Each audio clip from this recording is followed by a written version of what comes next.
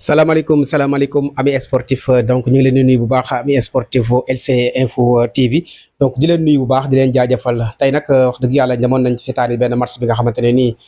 moom lañ leen fas yéene waxtaanal muy match bi doxoon ci diggante AGEL de Rufisque ak ki nga xam te moom mooy Casa Sport mu nekkoon benn match bi nga xam te choc la woon pour li nga xam te moom mooy la 4e journée de la Ligue 1 sénégalaise donc mu nekkoon match bi nga xamante ne nii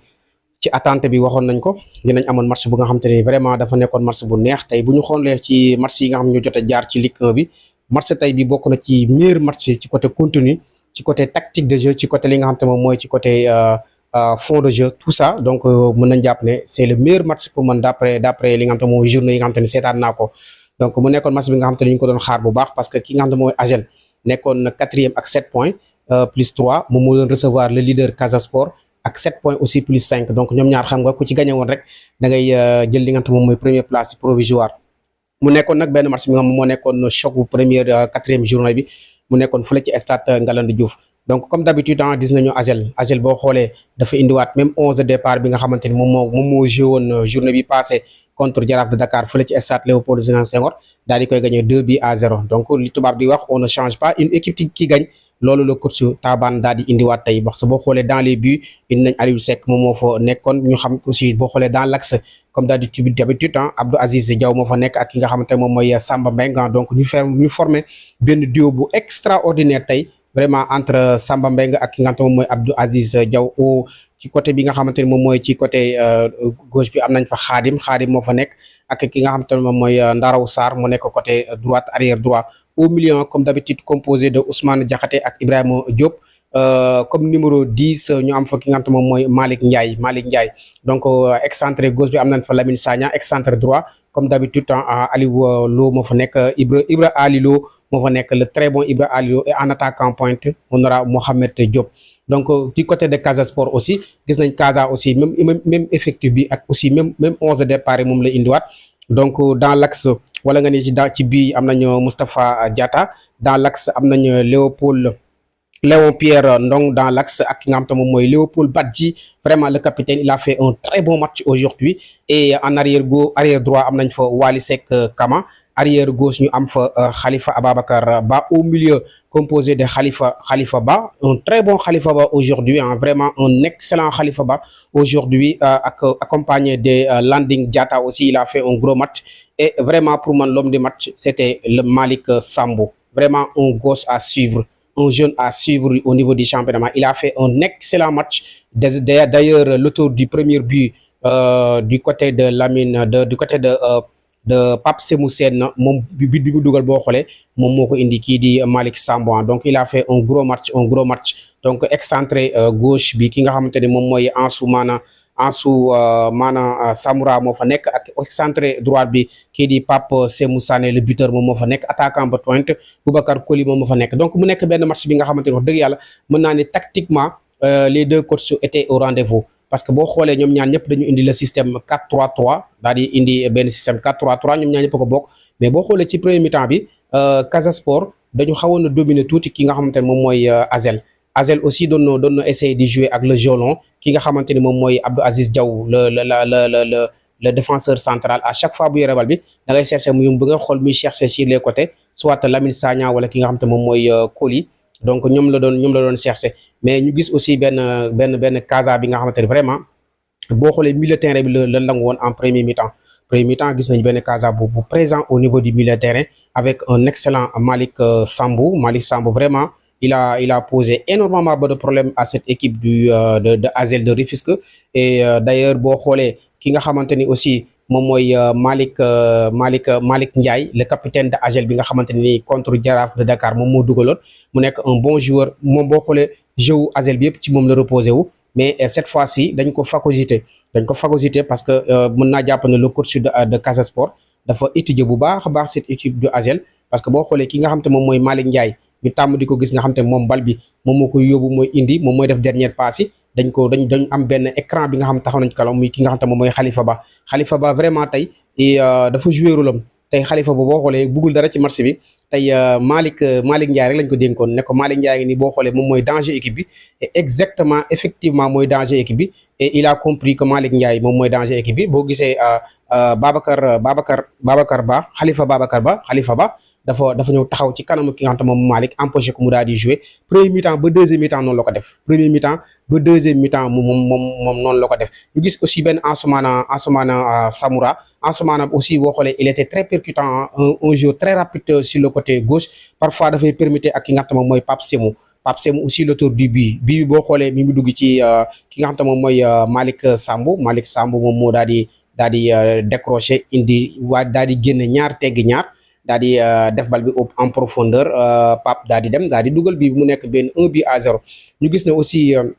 Asel bàyyiwul Asel di pousser mais malheureusement tey Asel dañ ko gis avec ñaari joueurs yi nga xamante ne ñoo tàmm di dox muy ki nga xamante ne mooy Lamine Sagna ak Malick Ndiaye vraiment tey il n'était pas au rendez-vous boo xoolee loolu moo leen posé énormément de problèmes en premier mi-temps mais en deuxième mi-temps dañu gis benn changement tactique bi nga xamante ne li l'excellent coach du Taban indi na ko. Taban a bien étudié, a bien regardé la première période que xam ne équipe am amoon na problème au niveau du milieu de terrain et il a apporté des changements yi mën nañ jàpp ne moom moo égaliser li nga moom moo indi li nga xam te moom mooy but de l'égalisation arraché à la dernière minute des temps additionnels ki nga xamante ni moom mooy Massaër Dieng l'excellent Massaër Dieng l'année dernière gis nga bokk na ci les révélations de cette équipe bokk na aussi ci métronome équipe bu Asel bu l'année dernière cette fois-ci dafa toogoon ci banc bi mais gis na que bi mu duggee jël place Ibrahima Diop ki nga xam te moom mooy Ibrahima Diop vraiment gis nañ mu apporter benn 109 ci attaque bi avec beaucoup de fluidité parfois mu ñëw ci côté bi di bal yëpp moo ko doon indi vraiment mën nañ jàpp le but de l'égalisation moom moo ko indi muy ki nga xam te moom mooy Massaër Dieng vraiment son entraîne indi na benn apport offensif ci daal di kaw ñu gis ko ci l'entrée de Ben Coly vraiment Ben Coly aussi dañu génne coach Taban dafa génne benn arrière gauche daal di dugal Ben Coly arrière gauche poste par poste la def ñëpp ñu doon laaj naan kii la moo tax mu def lii parce que dafa bëgg a dugal mais nag xam na li muy def parce que boo xoolee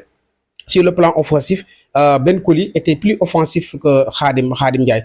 Ben Coly boo xoolee mën na jàpp ne depuis bi mu duggee bali dangereux yëpp mi ngi koy indi te malgré que ça attaque défenseur la mais mi ngi def sur le plan offensif mi ngi am apport ballon yu bari bi nga xam te ne moom moo ko doon indi daal di indi li nga xam te moom mooy surnombre ci daal di ci kaw Ben Coly vraiment il a fait un très bon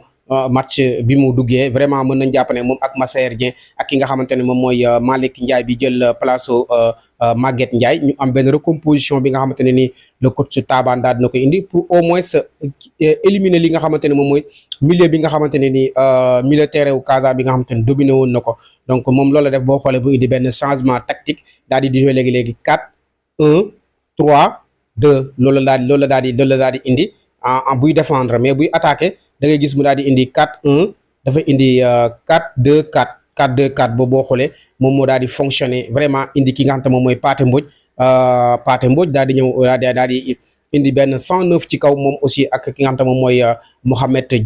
Diop gis nga moom moo dugal bitu égalisation Mohamed Diop bi moom moo dugaloon aussi contre Jaraaf de Dakar donc mu nekk un très bon attaquant de pointe et yaakaar naa ni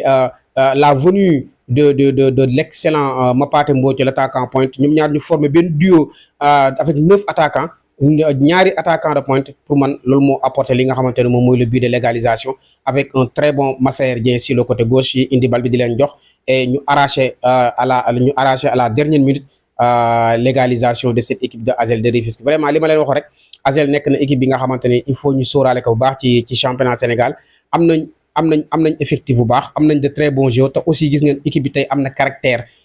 bi koy wane mooy à la dernière minute du temps additionnel jàpp nañ ne mën nañ égaliser et ils l'ont fait ils ont arraché le point du nul à la dernière minute et loolu aussi mën nañ ne équipe bu am caractère moo ko def donc bravo à cette équipe de Asel mais aussi Casa Sport Casa Sport a une très bonne équipe avec un excellent Malick Sambou il faut wax naa leen ko retenir bien son nom c'est un très bon joueur xale la te mën na li def il est rapide il est technique et il est très efficace ci dernière passe yi en tout cas il a posé énormément de problèmes en premier mi-temps cette équipe de ASEL. Mais malheureusement en deuxième mi-temps gis nga Taban daf ko nax daal di ñëw indi beneen 6 ci kanamam loolu moo tax le coach de Casa Sport dafa mujj génn ki nga xam te moom mooy Malick Sambou daal di dugal beneen attaquant moom aussi bi mu génnee Malick Sambou pour man dafa ko doon renforcer li nga xam te moom mooy milieu bi parce que xam na ne milieu bi moom la Taban renforcer moom aussi daf ko woon renforcer mais dafa génn benn milieu renforcer moom attaque am pour bëgg a dugalaat et malheureusement boo xoolee après milieu terrain bi yëpp ASEL moo ko jël à la dernière minute et par contre loolu dafa payé loolu moo tax ASEL daal di ñëw à remonter daal di indi li nga xam te moom mooy légalisation donc on a assisté vraiment à un excellent match un très bon match entre ASEL de Rufisque ak Casa Sport li ma leen wax rek ñaari équipe yooyu sóoraale leen bu baax a baax ci championnat bi bu jeexee wax naa leen ko fii nag sóoraale leen bu baax parce que tey haut niveau lañ seetaan vraiment tey moom match championnat Ligue 1 lañ doon seetaan vraiment du très